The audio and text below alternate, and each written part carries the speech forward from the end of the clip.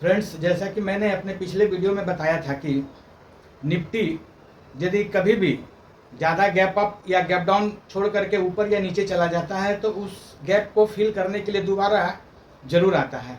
और आज same to same वैसा ही हुआ। मैं अपने पिछले वीडियो में बताया था कि निफ्टी जी 25,000 के आसपास जब ट्रेड कर रहा था, जिस दिन ओपन गैप अप हुआ था तो लगभग 300 पॉइंट का गैप छोड़ के ऊपर गया था। 24,700 से सीधे चल 650 से लगभग वो 950 और 25,000 के आसपास ट्रेड करने लगा सुबह सुबह।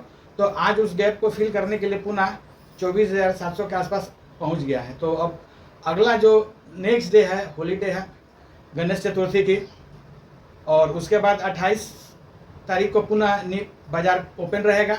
तो उस दिन क्या संभावना है निफ्टी और बैंक निफ्टी की चाल, तो इसे हम बहुत कम समय में समझते हैं। तो उसके पहले की गाइस, मैं एक बात आपसे रिक्वेस्ट करना चाहता हूं कि आप यदि हमारे इस वीडियो पे फर्स्ट टाइम हैं या नए हैं तो प्लीज़ मेरी मदद के लिए आप लाइक और सब्सक्राइब ज़रूर करें, ताकि आपका सहयोग मिलता रहे और मैं अपने अनुभव को आपके सामने इसी प्रकार शेयर करता रहूं। अगला बृहस्पतिवार 28/8 को निफ्टी और बैंक निफ्टी की चाल किस ओर हो सकती है, क्या इसका रेसिस्टेंट है, क्या सपोर्ट है, आइए इसे समझते हैं। और एक बात मैं और आपको इन्फॉर्मेशन दे दूं कि सितंबर से निफ्टी की एक्सपायरी हर मंगलवार को होगी और उसी दिन बैंक निफ्टी की एक्सपायरी रहती है। जब तक कि सेबी के द्वारा कोई दूसरा सर्कुलर जारी ना हो तब तक मंगलवार को ही निफ्टी की एक्सपायरी चलेगी और बैंक निफ्टी की तो मंथली एक्सपायरी रहती है। निफ्टी की भी एक्सपायरी बहुत जल्द हो सकता है कि 2-4-6 महीना में मंथली हो जाए। हालांकि इस मंथली होने से लिक्विडिटी बाज़ार में कम होगा, लेकिन ऐसा कदम इसलिए उठाया गया है कि जो भी रिटेल ट्रेडर हैं, छोटे ट्रेडर्स हैं, वो इतने ज़्यादा लॉस में हैं। तो इस चीज़ को कम करने के लिए ही मंथली एक्सपायरी का आगे की ओर बढ़ा जा रहा है कि निफ्टी बैंक निफ्टी में हो चुका है और निफ्टी में भी मंथली एक्सपायरी की ओर बढ़ने का कदम हो सकता है कि इसे भी 2-4-6 महीना में ले लें। आइए बहुत कम ही समय में निफ्टी और बैंक निफ्टी की चाल को समझते हैं कि थर्सडे 28/8 को एक्सपायरी भी है, तो क्या संभावना है निफ्टी ऊपर की ओर रहे या नीचे की ओर रहेगा। तो हमारे समझ से तो ज़्यादा उम्मीद है कि निफ्टी ऊपर की ओर जाना चाहिए, क्योंकि गैप फिल कर चुका है।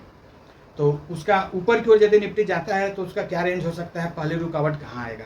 तो पहली रुकावट जो है निफ्टी के पहला रेजिस्टेंस जो है वो 24,850 है। यदि इसे क्रॉस करता है तो उसे दूसरी रुकावट जो आएगी, दूसरा जो है वो 24,900 जो बहुत ही क्लोज है, और तीसरी रुकावट जो उसको सामना करना पड़ेगा वो 25,025 है। यदि उससे ऊपर निकलता है निफ्टी तो फिर और भी तेज़ी की संभावना है। और यदि नीचे की ओर निफ्टी जाता है तो पहला जो सपोर्ट मिलेगा निफ्टी को वो 24,650 जो कि क्लोजिंग से बहुत ही नज़दीक है, और दूसरा जो सपोर्ट बनता है वो 24,475, 24,500 भी समझ सकते हैं इसको, लगभग 24,500 और 475 के बीच में ही है। और तीसरा जो बड़ा सपोर्ट है 24,350, इसे आसानी से नहीं तोड़ सकता है, बहुत बड़ा सपोर्ट है। और अब आते हैं बैंक निफ्टी पे। तो बैंक निफ्टी को यदि ऊपर की ओर जाता है तो इसकी संभावना है, पहला रेसिस्टेंस जो अपसाइड में फेस करेगा वो 54,550, और दूसरा रेसिस्टेंस जो फेस करेगा बैंक निफ्टी वो है 54,750, और तीसरा जो है वो 55,000 से ऊपर निकलता है तो और भी तेज़ी की संभावना हो सकती है। और यदि बैंक निफ्टी नीचे की ओर और गिरता है, नीचे की ओर जाता है, तो पहला सपोर्ट जो है उसे सीधे काफ़ी लंबा है, दूरी पर है, 54,000 पर है, और 54,000 से नीचे यदि जाता है तो उस बीच में भी सपोर्ट नहीं है, सीधे 53,500 के आसपास है। यह वीडियो सिर्फ आपके जानकारी के लिए बनाया गया है।